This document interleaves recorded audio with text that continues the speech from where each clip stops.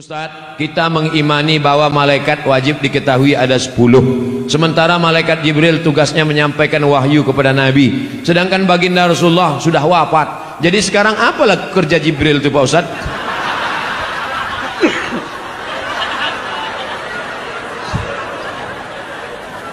Jibril, Mikail, Israfil, Israel malaikat maut, kiraman katibin, raqib aktid, mungkar nakir, Malik Ridwan. Itu pelajaran anak TK. Sekarang saya sebutkan, innalillahi malaikatan, Allah punya malaikat. Malaikat itu kerjanya yatufuna alal ar, malaikat berkeliling di atas muka bumi. Kalau malaikat menengok ada majelis zikir, dipanggilnya malaikat-malaikat yang lain, halumu ila hajatikum, mari kemari. Ada tak malaikat yang saya sebutkan mencari majelis zikir ini dalam yang 10 tadi? Tak ada. Jangan batasi malaikat hanya cuma 10. Yang 10 itu untuk memudahkan anak TK belajar, anak sekolah. Malaikat tak berbatas. Contoh kedua, inna ahadakum yujma'u khalquhu fi batni ummihi 40 yawman nutfah. Kamu diciptakan dalam perut ibumu 40 hari dalam bentuk air, sperma, 40 hari dalam bentuk darah, 40 hari dalam bentuk daging. Tsumma yursalul malaku, kemudian datang malaikat membawa rohmu dari alam arwah masuk ke dalam alam rahim. Ada disebutkan nama malaikat yang membawa ruh itu? Tak ada. Maka malaikat itu jumlahnya banyak. Apa tugas pokok malaikat itu? Tengok dalam surat Al-Baqarah. Wa nahnu nusabbihu bihamdika wa nuqaddisu lak. Tugas malaikat pokok, tupoksi. Tugas pokok fungsi malaikat adalah bertasbih. Ada malaikat yang sejak diciptakan sampai hari ini bertasbih tak bangkit-bangkit, subhanallah walhamdulillah wa la ilaha illallah wallahu akbar. Ada malaikat 70.000 malaikat masuk setiap hari dikeliling mengelilingi Ka'bah di bawah, di atas itu namanya wal baitil ma'mur, rumah yang dimakmurkan. Jibril malaikat berkeliling bertasbih subhanallah walhamdulillah wa la ilaha illallah wallahu akbar, subhanallah. Malaikat berkeliling di atas. Adam alaihissalam rindu ingin menengok Baitul Ma'mur. Ketika turun ke bumi, kata Allah, buatlah bentuknya macam Baitul Ma'mur. Kalau dijatuhkan batu kerikil dari atas pos jatuh ke bawah, maka sama di bawah. Malaikat di atas memuji, mengagungkan Allah, manusia pun di bawah sama, subhanallah walhamdulillah wa la ilaha illallah wallahu akbar. Makanya kalau mau sama ucapan kita dengan ucapan malaikat, mesti banyak-banyak bertasbih. Jadi apalah tugas Jibril sekarang? Balik ke tugas pokok, mengagungkan, mensucikan, bertasbih, memuliakan Allah. Subhanallah walhamdulillah wa la ilaha illallah wallahu akbar wa la haula wa la quwwata illa billahil aliyyil azim. Bapak ibu sambil jaga toko pagi, belum ada orang berlewat, belum ada orang jualan, belum ada orang membeli, buka tasbih subhanallah walhamdulillah wala ilaha. Tapi kalau ada orang nawar dijawab, yang belum tak dijawab, Pak ini berapa harga pokoknya? Subhanallah walhamdulillah wala ilaha illallah. Banyak-banyak bertasbih di toko, menghilangkan santet sihir dan guna-guna. Boleh jadi ada orang benci tak suka. Bagaimana supaya toko kita itu supaya tak laku? Orang lewat macam lewat di kuburan. Kata dukun, ambil air orang mati, nanti siramkan. Akhirnya orang lewat di toko kita, yang ditengoknya bukan pakaian, malah dibacanya doa ziarah kubur. Assalamualaikum ya ahlal kubur. Bagaimana caranya supaya toko ini mati? Kau ambillah tulang pukang. Sebagaimana pukang itu malu menengok orang, begitu pula lah yang punya toko itu malu menengok pembeli, akhirnya tutup mata saja. Maka guna-guna ini pagi, sebelum pagi awal masuk membuka, baca Fatihah sekali, Qul huwallah 3 kali, Qul bil falaq sekali, Qul bin nas sekali, ayat kursi sekali. Habis itu barulah isi dengan tasbih. Ingat, Fatihah sekali, Qul huwallah 3 kali, Qul bil falaq sekali, Qul bin nas sekali, Fatihah sekali, Qul huwallah 3 kali, Qul bil falaq sekali, Qul bin nas sekali, ayat kursi sekali. Pagi-pagi pas pertama masuk. Mudah-mudahan Allah Ta'ala jauhkan dari santet, dari sihir, dari guna-guna dan lain sebagainya. Karena sampai hari ini masih banyak pengikut www.hantu.com. Takut kepada Allah Subhanahu wa Ta'ala. Dunia ini sampai kemana? Kau jual akhiratmu dengan dunia. Padahal Allah sudah membeli dirimu. Innallaha ashtara minal mu'minin. Allah sudah membeli dari kalian, hai orang beriman. Jangan tunjuk saya Pak Ustadz. Minal mu'minin.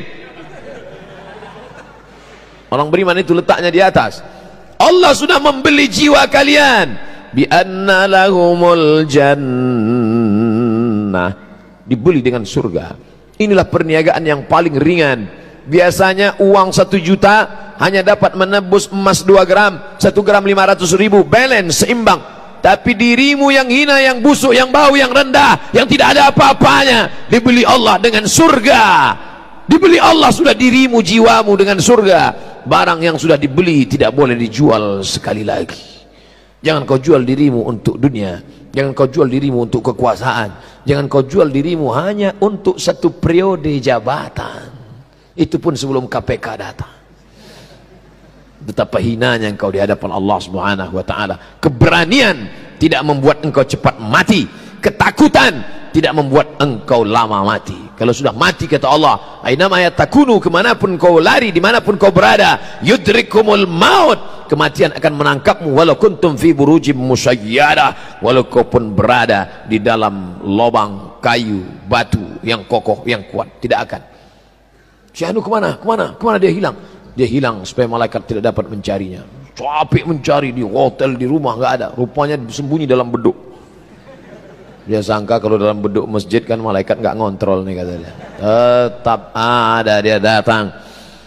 Michael Jackson membuat ruang hampa udara. Katanya kalau masuk ke dalam nggak mati. Mati juga.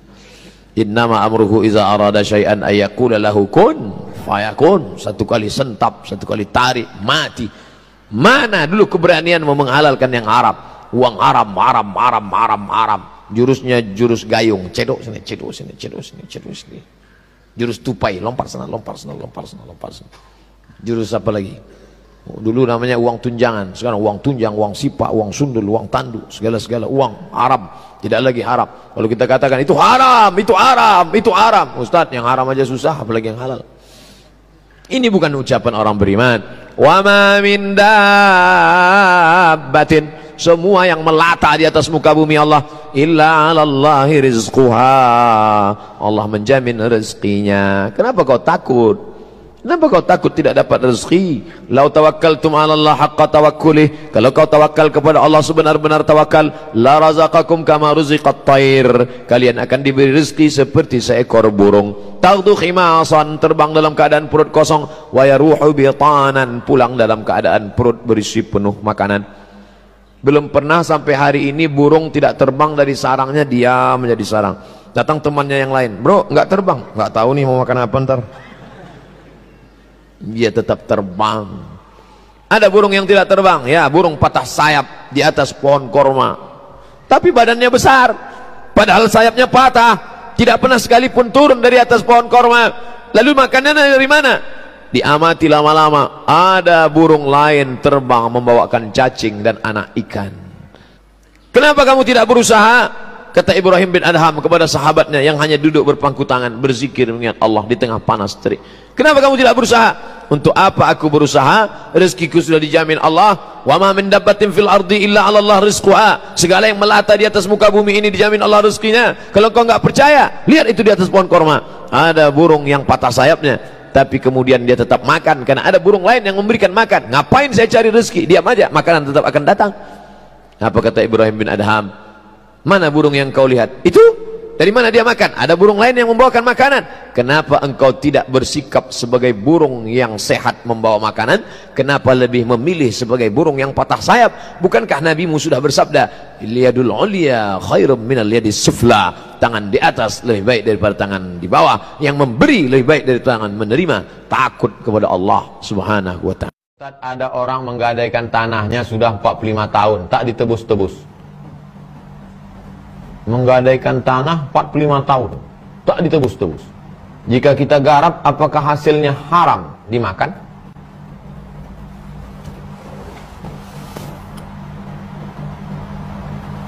Kullu qardin jarra naf'an fahuwa riba. Setiap pinjaman kalau mengambil manfaat dari pinjaman itu adalah riba.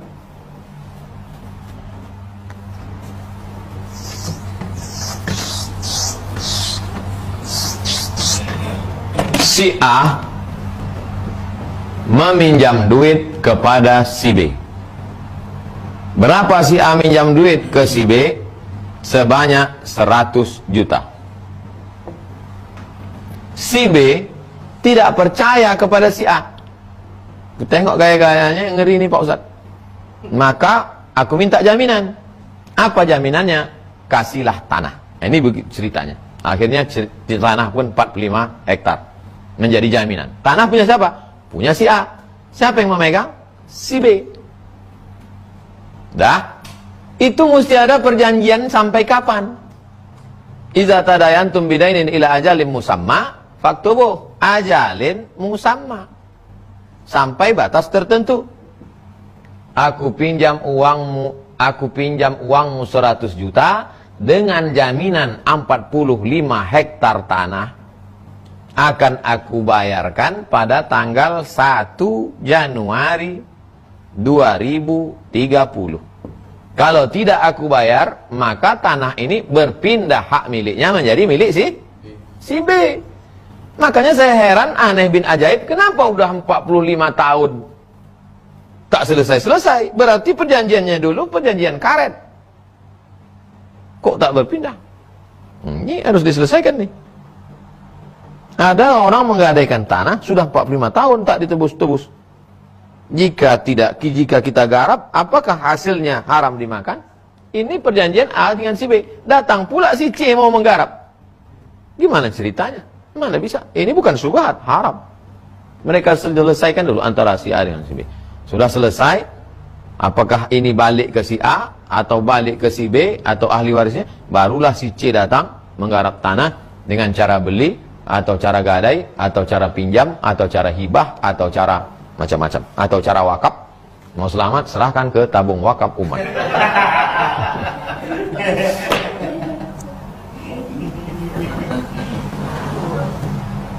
Selama belum ditebus, maka tanah yang luas ini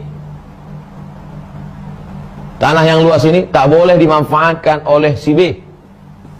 Walaupun surat tanah dia megang. Kalau dia manfaatkan, ditanaminya kelapa, diambilnya hasilnya, riba. Karena statusnya dia meminjamkan uang. Kullu qardin jarra naf'an fahuwa riba. Setiap pinjaman, kalau mengambil manfaat, maka riba. Jangankan memanfaatkan mengambil duit. Imam Abu Hanifah, Imam Hanafi, tegak berdiri di panas terik, ditanya sama orang. Imam Hanafi nggak mau bernaung di bawah pohon itu. Nggak. Kenapa nggak mau? Karena yang punya pohon itu adalah orang minjam uang ke saya.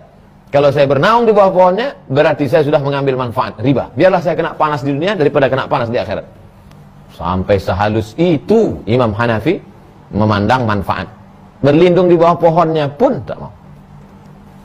Apalagi sampai memanfaatkannya. Sekarang orang kalau sudah pinjam padi, pinjam sawah, dipakai sawahnya tiap tahun. Kalau sudah pinjam kebun kelapa, dipakai kelapanya sampai dulu pula kelapa itu mati dari yang punya lagi. Gimana doa kita mau dikabulkan Allah makan haram? Gimana anak-anak kita menjadi soleh solihah dikasih suap makan riba? Alladzina yakuluna riba. Orang yang makan riba la yaqumuna illa kama yaqumul ladzi yatakhabbathu syaitanu minal mas. Bangkit dari kubur nanti macam orang kerasukan setan. Maka yang gadai padi, gadai sawah, gadai kebun kelapa, taubatlah. Hidup ini bukan lama. Berapa lama kita menikmati itu? Akhirnya kita makan haram. Apalagi kalau sampai dilanjutkan oleh anak cucu. Oh, na'udzubillah. Susah di dunia ini tak berapa susah dibandingkan kesulitan di akhirat. Man yassara an mu'sirin yassarallahu anhu yaumal qiyamah. Siapa yang memudahkan orang kesulitan di dunia ini, di akhirat nanti dia akan dimudahkan Allah. Man farraja an muslimin kurbatan min kurabid dunya, farajallahu anhu kurbatan min kurabi yaumil qiyamah. Siapa yang melepaskan orang dari satu kesulitan dunia, dilepaskan orang dari kesulitan akhirat. Nah, kasih tahu baik-baik, balikkan.